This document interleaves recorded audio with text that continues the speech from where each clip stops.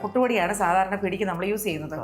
ആദ്യം നമ്മൾ ചെറിയ രീതിയിൽ ഇതൊന്ന് റോസ്റ്റ് ചെയ്തെടുക്കണം. അതോടൊപ്പം തന്നെ അരമുറി തേങ്ങ ചിരകിയത് ഇതിലേക്ക് ആഡ് ചെയ്യണം. ചുമന്നുള്ളി, വെളുത്തുള്ളി, ജീരകം, കുതിർത്ത മല്ലി ഇത്രയും എടുത്തിട്ട് നമ്മൾ കുറച്ച് അരമുറി തേങ്ങയും കൂടി എടുത്ത് മിക്സിക്കകത്തിട്ട് ക്രഷ് ചെയ്യണം. ആ അരപ്പ് തിളച്ച വെള്ളത്തിലേക്ക് ഇട്ടിട്ട് കുറേ നേരം തിളപ്പിക്കണം.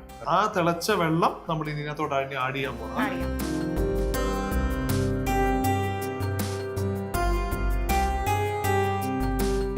അപ്പോൾ നമ്മളിത് ഇവിടെ പിടി റെഡി ആയിട്ടുണ്ട്. നേരത്തെ ഉണ്ടാക്കി വെച്ചിരിക്കുന്ന ആ ഒരു ഇൻഗ്രീഡിയന്റ് ആയിട്ടുള്ള വെള്ളം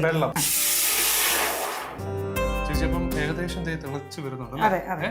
അപ്പൊ നമുക്ക് ഇതിലേക്ക് പിടിയിടാം. അപ്പൊ നമ്മള് രണ്ടാം പാൽ ഒഴിച്ചത് ഏകദേശം കുറുകി വന്നു.